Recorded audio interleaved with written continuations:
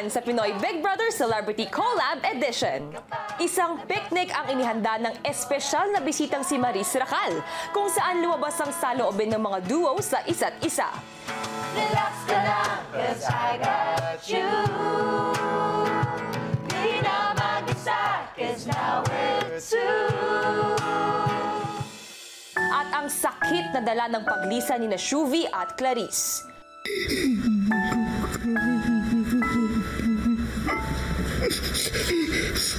Naramdaman ko po yung comfort ng nanay kaya tiklog kaya sobrang... Ngayong gabi, patuloy ang hinagpis ng lahat sa pag-alis ng mga kasama. Kuya, posible po ba makapagpalit sa akin ng spot si ate ka lang? At abangan ang pagdating ng 10 susubok sa kanila, ang Duo Challengers.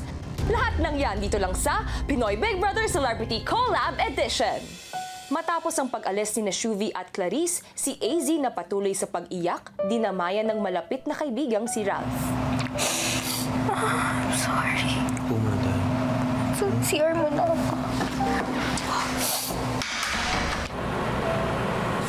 Si Ralph patuloy na chinek ang lagay ni AZ. Hindi ko kaya marap sa iba. Hindi ko kaya marap sa iba. It's my fault, Ralph. It's my fault. Come, let's talk about it outside.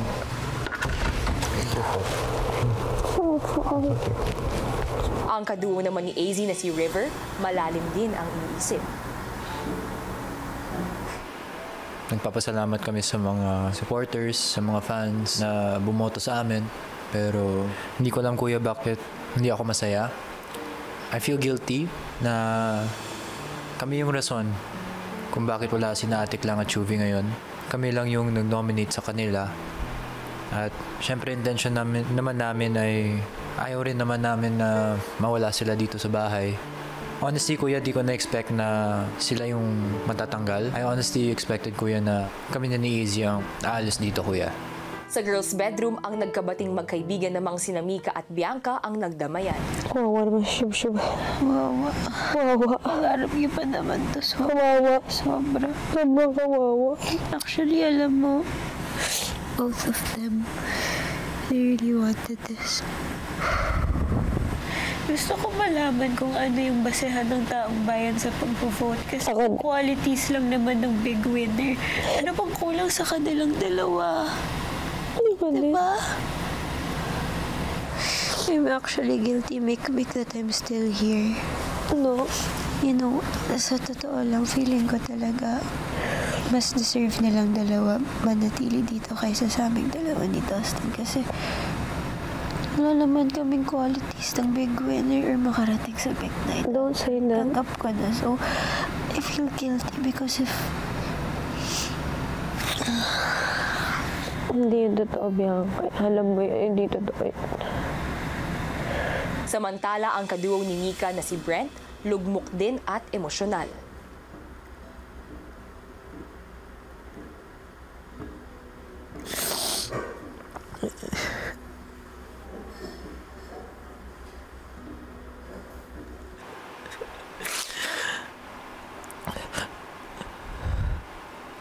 Kuya, posible po ba makapagpalit sa akin ng spot si ate ka lang? Posible po ba yun?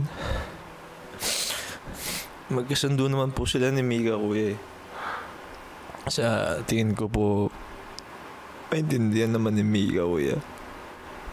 Anong dahilan? Bakit yan ang nasa isip mo? Isip ko lang, hindi ko kasi until na maintindihan paano nangyari yun. Parang deserve po nila Atik lang, Shuvi yung spot dito sa bahay niyo. And siyempre for Shuvi, wala naman po magagawa kasi hindi naman ako kapuso. Yung pwede ko lang gawin sa kanya is be a friend to her, kuya, and hindi ko din naman magagawa yun habang nasa loob ako. So, yun ang naisip kong paraan. I think, kuya, more than that talaga, yung naisip ko lang talaga, kaya until now, siguro, anda lang namin mag-away-away. Malaking rason talaga is si Atik lang. Ang galing talaga niya kaming pagsama-samahin, kumbaga.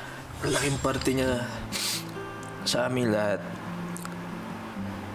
Naunawaan ko, Brent, na hindi madali na mawalay sa isang tao na malapit sa iyo. Ngunit sa isang banda, ikaw na rin ang nagsabi na si Clarice, maraming na ibabahagi sa inyo. Maraming nagagawa sa inyo. Ibig sabihin, marami kayo natutunan sa kanya.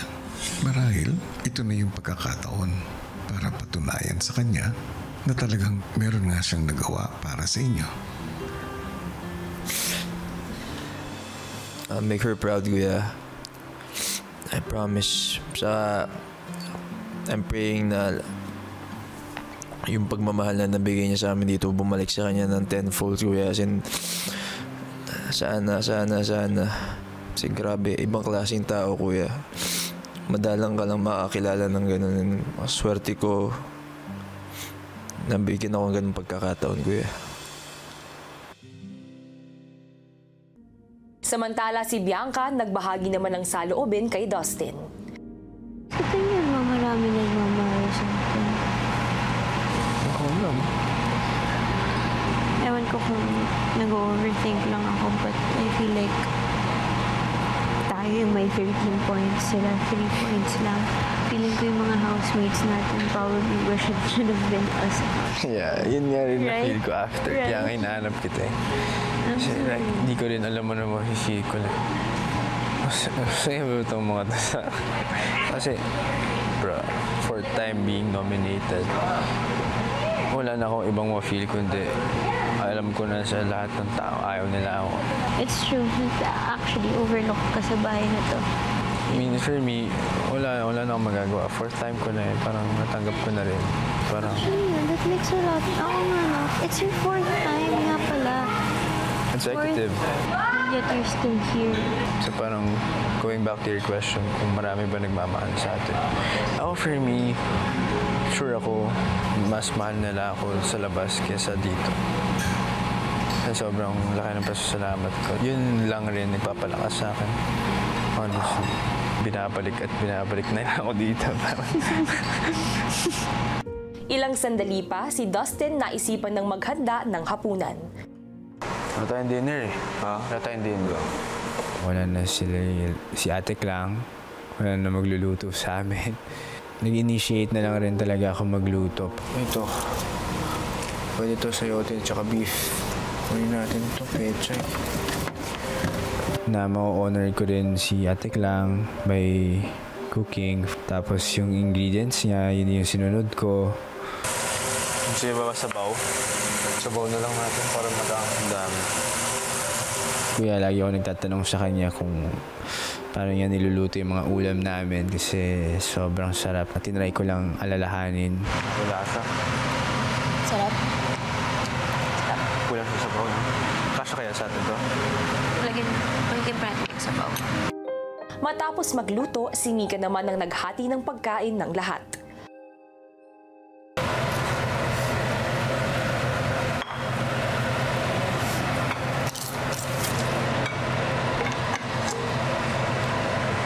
Okay, let us put ourselves in the holy presence of God.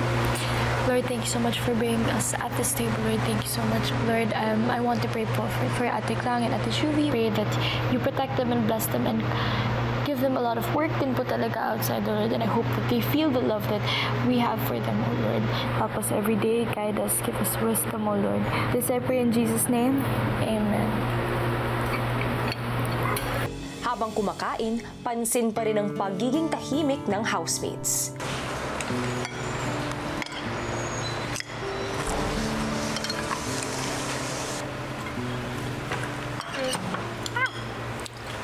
Good.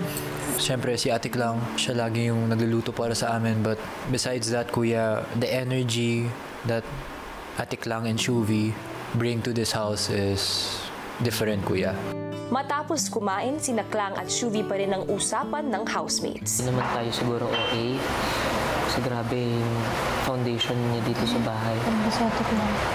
Grabe yung binigay niya dito sa bahay. Kung tayo magiging ganito ka-healthy, yung relationship ng isa't isa kung wala yun. with him. Wala naman, so sure she's... Philippine staple na yung Clarice de Guzman. Isipin na lang 2 weeks. So sure, for sure. Kailangan niya lang magpa-roots. Tutulong-tulong na ako sa pagluluto, ah. Pinamis ko yun sa kanya. Same. Yung mga anak na yun. Mga anak ko. Konti na lang yan. Mas masasaya ako pag magiging challenger siya. Feeling ko hindi nagagawin yun. Ilang sandali pa, bago matulog, si Brent na ikwento kay Mika ang usapan nila ni Kuya tungkol sa pakikipagpalit ng kanyang slot para kay Clarice. Like, alam ko balak sabihan din kaya ka. Kaya ako mo naman sinabi kasi duutan eh, di ba? Exactly. And ako naman, kasi ako pa naman finaling decision ko. Feel ko muna at that moment na tsukot ng kilob na ito yung feel kong istong gawad. Naintindihan ko. Pero syempre, masakit mo rin. Naayake pa, like, ay ko nag-ask permission. Manda. Awa. Pinbuing Exactly. decision ko. Oh, sorry. Sorry kung... na ako kilob. Gets ko naman, pero you can't take it against me na... I'm not taking it against you. I was just upset. Wow. Bookmark, bro. Good night. Oh. Sa unang umagang evicted na sina Clarice at Shuvi, If just for a minute I'd fall asleep and not dream about you. Morning, y'all. I hate to admit it, I'm out of ideas, I don't know what to do.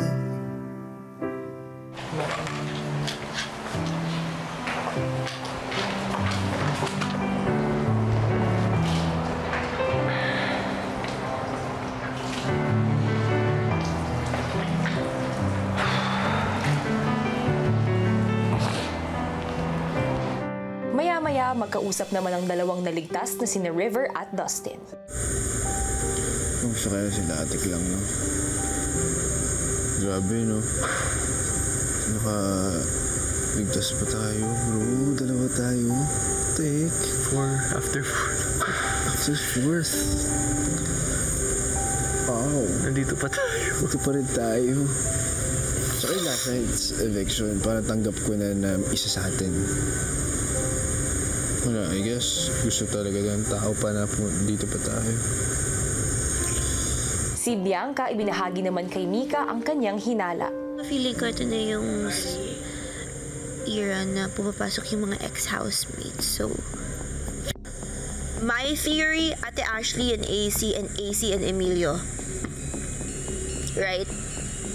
If it's your house challengers era, oh my God, they're weird. Oh my God, wala yung size. Maya-maya pa, naghanda na ng kanilang tanghalian ng housemates nang wala ang madalas magluto na si Clarice. Feeling ko adobo at saka itlog na lang tayo for lunch. Yun na lang nyo. Itlog na lang, no? Tapos masabaw na lang kasi kasya naman ito. Ang mga housemates muling naalala ang kanilang Ate Klang. Ate Klang! Mom, house challenger ka muna pero ikaw yung magluluto. Maya-maya pa, tila gumagaan na ang mood ng lahat. Wow! Teka! Ba't naluto ka? Wala kang tagal paborito ni Mama. Ako na yung magluluto. Hindi lang ikaw ang kinis. Hindi lang ikaw ang kinis. Tayong dalawa. Lahat tayo kinis! Excuse me! Excuse me, kami dalawa kinis din ako. Excuse me, kinis din ako ni Mom! Guys, ano kaya magiging reaksyon ng mom nyo kapag napanood na kayong ganyan? Mom! OA! Maya-maya pa ay sabay-sabay nang kumain ang lahat. Thank you! Thank you, Sarap. Thank you, Steer. Thank you, Will. Thanks, guys. Everyone, honestly. You won. You want? Miss Manila ang mga lumabas na kasamang sina Shuvi at Clarice ay muling bumabangon at handa ng muling lumaban sa kanilang mga nalalabing araw ang ating mga natitirang duo sa loob ng bahay ni Kuya. Pero handa na nga kaya sila sa mga paparating na twist ni Big Brother? Yan ang dapat nating tutukan. Magandang gabi sa lahat ng mga kapamilya at kapuso natin. At hello sa lahat na nakatutok all over the world! Ganoon na nga nga yun. Malapit na natin makilala ang ating Big Four duos na aabot hanggang sa Big Night. At gaya ng hinala ng ilan sa mga housemates, ay paparating na nga rin ang duo challengers ni Kuya na hahamon sa mga natitirang duos. Ano nga kaya ang magiging papel nila na may kinalaman sa paghirang ng Big Four? Narito ang kwento. Sa confession room nga ay kausap ni Kuya ang 10 individual na magbabalik bahay para sa isang espesyal na misyon. Oh my God! Kuya!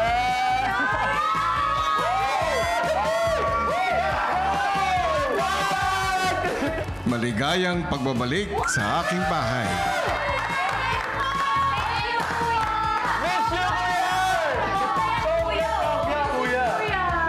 Sige, magkamustahan nga tayo. Kumusta? Kuya, actually, paglabas ko dito sa bahay nyo, sobrang daming blessings po talagang dumating. Nag-guest po ako sa Wish Ko Lang, Kuya. Tapos, papalabas na rin po yung movies and series na ginawa namin since last year. Yun po, work, work, work! Lagi po ako sumasayaw, kumakanta pa rin po, nag-host po. We have a movie coming out next month din po. Nung pagkalabas ko po ng bahay nyo, nakapag-shoot na rin po ako ng pelikula. Tapos marami din po naging ganap. So thank you, Kuya, for opening those doors. Kuya, happy to say, may sarili na po akong bahay.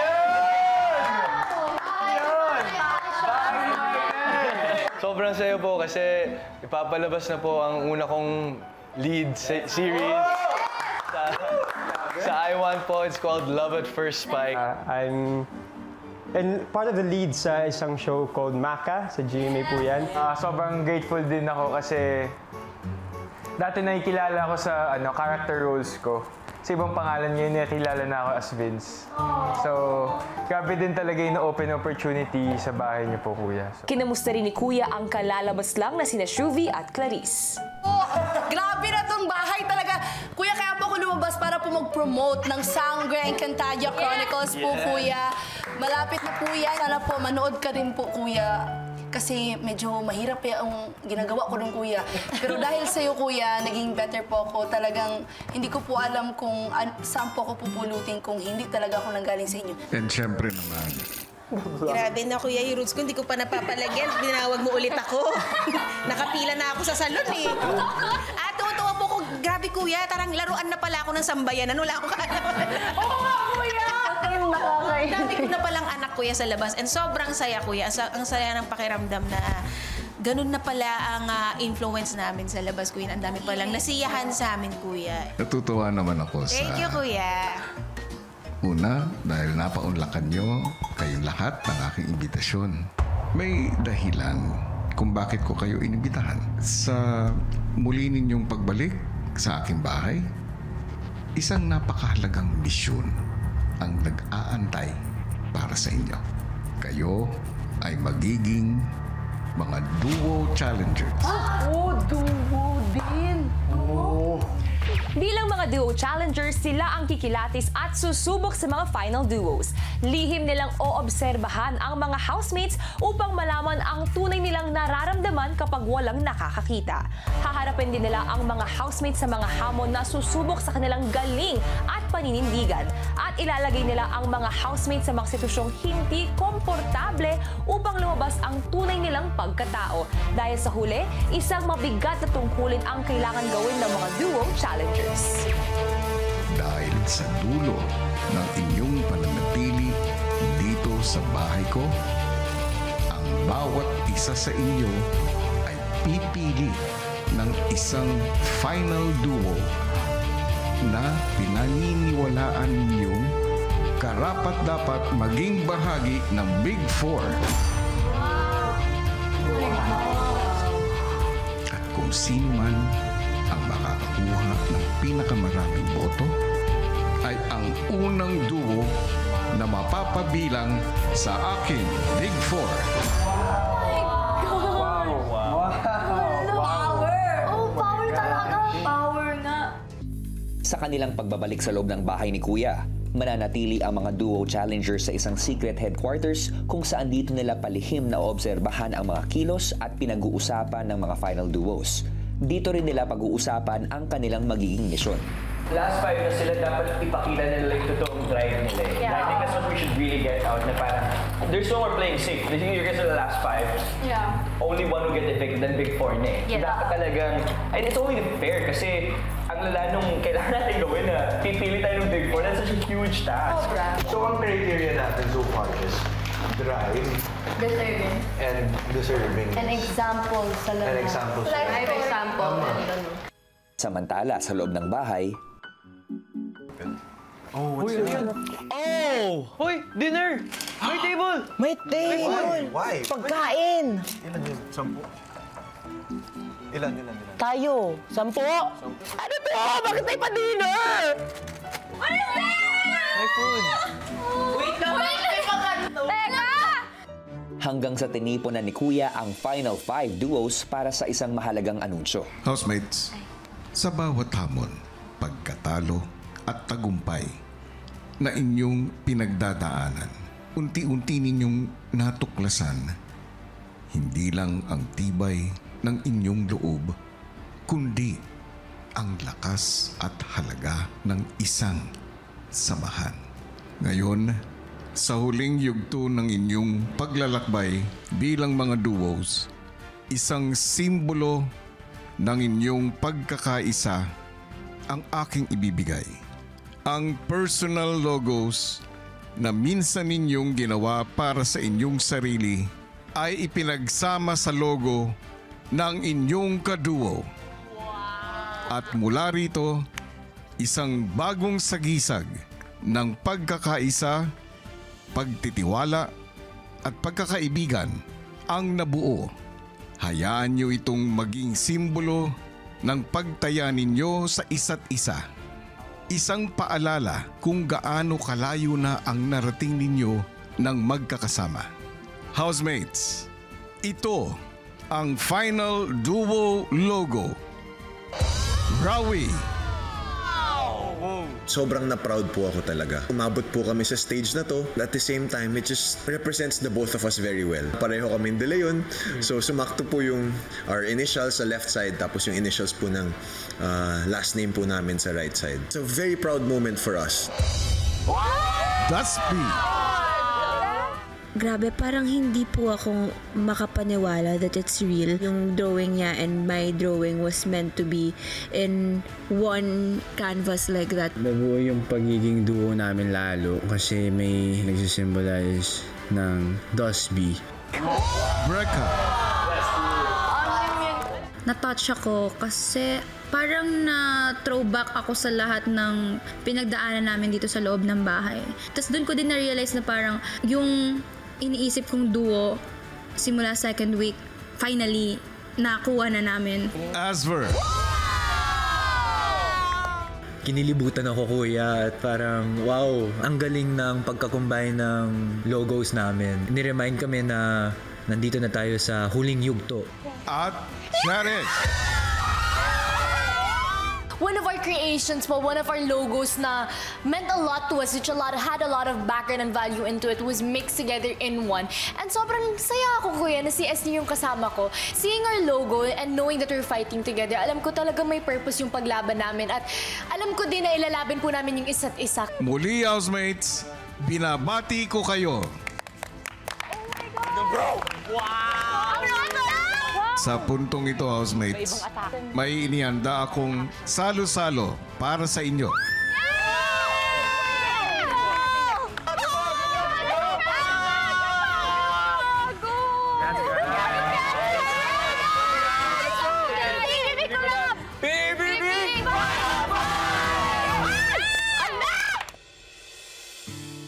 Sa pagsisimula ng salo-salo ng housemates, nagsimula na rin ang duo challengers sa pagkilatis sa bawat natirang duo. Ready? Yes. 3, 2, 1. Cheers! Thank you, kuya.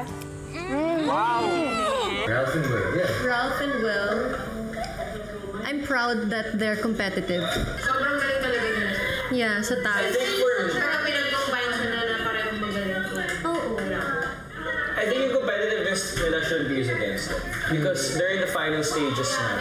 Si Will also also is actually a huge character development since so young. For me, si Will ang Since day one, parang it's a revelation because everyone underestimated him in the Oh, AZ and River. AZ and River. River, lumaban ka! Ay! Gusto ko siyang makitang mas may... Tapang pa. Parang medyo hindi rin na parang hindi daw big winner material kapag giving na give. Pero di ba parang set as an example yun na selfless. Pero dapat may bawi. Gets ko naman parang hindi siya nakikitaan ng drive. No, I want River to know that he is just as deserving as the other housemates. Na hindi niya kailangan i-sacrifice yung sarili niya lagi. Parang na-prove niya na talaga sa buong mo that he's a nice guy. With AZ ba? Ako aminin ko yung emotions niya, I never saw it as a me too. A wrong way. I don't think that should be a reason to go against her. I'm not trying to defend AC pero mabait lang talaga si AC and ang dami niya na kasi pinagdadaanan na emotions. For me lang, when I had like a off feeling about her, kinausap ko siya about it. And after I talked to her about it, she kind of used it against me that I became an insensitive person. That was never my intention. As in, kinausap ko lang kasi gusto ko lang i-voice out. But for me lang, it's okay to be emotional. Pero like, I also kind of understand siguro yung mga reason na binigay nila kay AZ. Kasi like, as a celebrity, she should know how to handle rejections, criticism, and judgment in a professional way. Like, what if she's already in the outside world? Sobrang daming bashing. O kaya nasa taping siya, napagalitan siya ng director or like a veteran, iiyak na lang ba siya agad? Kinakain siya eh. Kailangan niya din tulungan sa ili. Yes, exactly. At hindi naman pwedeng may Ralph lagi dyan na ibibaby siya para anuhin siya. So parang dun lang ako na, kaya siguro yung emotions yung ginawang reason for her. Sa pagpapatuloy ng usapan ng Duo Challengers, sunod naman nilang binigyang pansin sina Brent at Mika. Mika is smart. Alam niya yung ginagawa niya and alam niya yung reason kung bakit siya nandito. Though, again, I can't say that I really know Mika, but I feel comfortable around her. But then again, the whispers around, I know na parang I wanna get to know her more in a deeper level. With Brent naman, actually si Brent, I feel like he has the maturity also. Sobrang tahimik na. Exactly, oo. Napansin ko, kitahin siya, he's an observer and listens. He's good at observing. Yeah. Like, hindi sila magpapadala sa nangyayari sa environment. If that's the case, is that considered big winner material? That's personality, that's them eh. So be it, right? But we're talking about the face of the season, technically, as winners. Charlie Esnier. Sharon Esnier. I wish he was more open. Parang he's also the type of person who doesn't wanna show his vulnerable side. Kasi gusto niya matapang lang siya. Like, happy lang ako, okay lang ako, guys. Yeah. Pero kailangan natin yung sinasabi sa kanya. Okay lang. Hindi mo kailangan. Yeah, mas open siya sabi ko sa kanya naman. And as ngayon ang compare naman sa before, ngayon mas natatanggap na. Aminado naman talaga siya. Kasi yung first day sinasabi niya, diba, bihira lang ako umiyak. With Charlie naman, yung bunso, I really look up to her because she's so young, but her growth has been amazing. I mean, and she doesn't like people babying her as well. Yeah, that's what I like about her. Sobrang appreciate ko si Charlie nung ranking namin, yung winning talaga siyang mag-rank siya. Though ako na yung nagsasabi na parang hindi niya naman deserve. Hindi yung ganon. Ayan na. Dustin and Bianca. Si Dustin, honestly, I mean, I know he's getting a lot of comments from the people, but he was one of the first people that made me feel comfortable sa bahay. And parang genuine naman yung si Dustin and Bianca. Like, they really like each other. Ako, they really both shined separately for me when I was in the house at least. Hindi natin naabutan yung ano na nila. Kasi yung task ni yung Pares, sobrang saludo ako kay Dustin. Naging leader talaga siya. He handled everything so well. And then same as nung nag-one-take task tayo with Bianca, whenever we needed ad-libs, on the spot agad siya. So both of them really do well separately. I think their only weaknesses is they're distracting each other. Isang mabigat na tungkulin nga ang nakaatang sa mga Duo Challengers dahil matapos nilang subukin ang mga housemates sa iba't ibang hamon bago matapos ang kanilang pananatili sa loob ng bahay. Ang bawat isa sa kanila ay kailangan bumoto kung sinong final duo ang sa palagay nila ay pinakakarapat-dapat na mapabilang sa Big Four. Pero lingid sa kaalaman ng mga final duos, sila rin ay bibigyan ng pagkakataong bumoto. Pagsasamahin ng boto ng mga Duo Challengers at ng mga final duos at kung sinong duo man ang nakakuha ng pinakamaraming boto, ang ang siyang unang duo na magiging bahagi ng ating Big Four. Kung sakali man na magkaroon ng tie sa mga boto, isang challenge ang kailangang harapin ng mga nag-tie na duo at kung sino man ang mananalo ang siyang makakakuha ng spot sa Big Four. Grabe!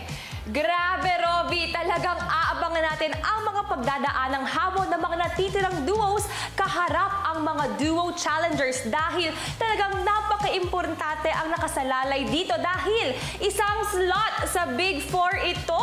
Pero bago ang mga nakaka-excite na ganap na yan, saksihan muna natin ang isa pang espesyal na task na ipinagawa ni Kuya sa mga housemates. Let's watch this! Isang masayang task ang binigay sa mga piling housemates. Housemates, isang task na inyong gagawin na tatawagin kong C2 Switch and Match Challenge.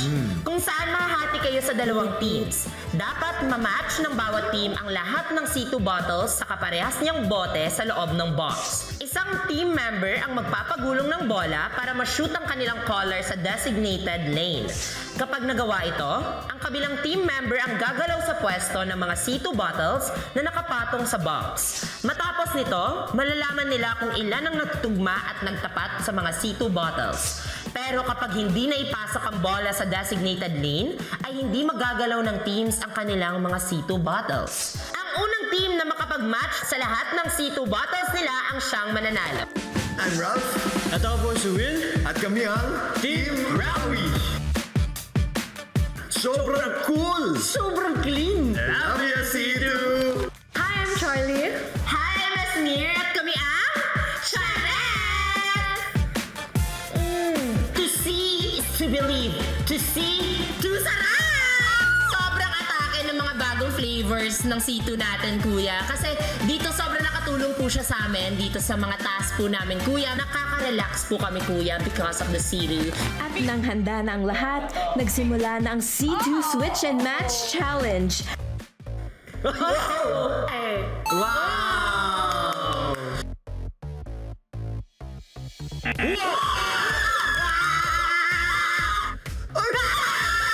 Ganyan tayo, ganyan.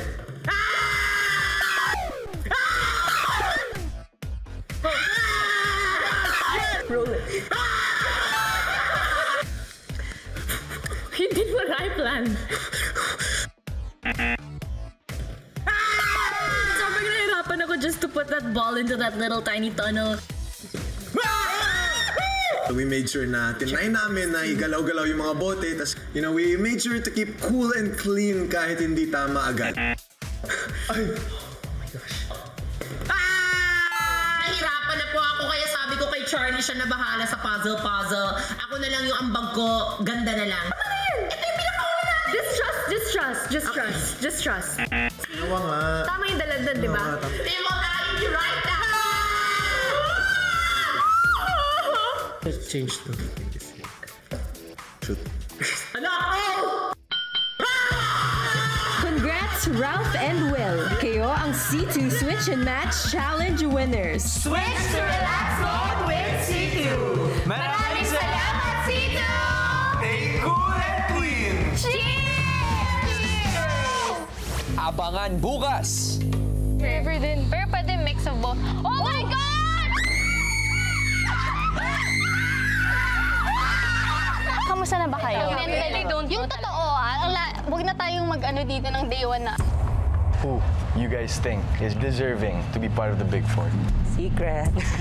Secret? Bakit secret? Natatakot ka ba? Nasa dulo na tayo na we're playing safe.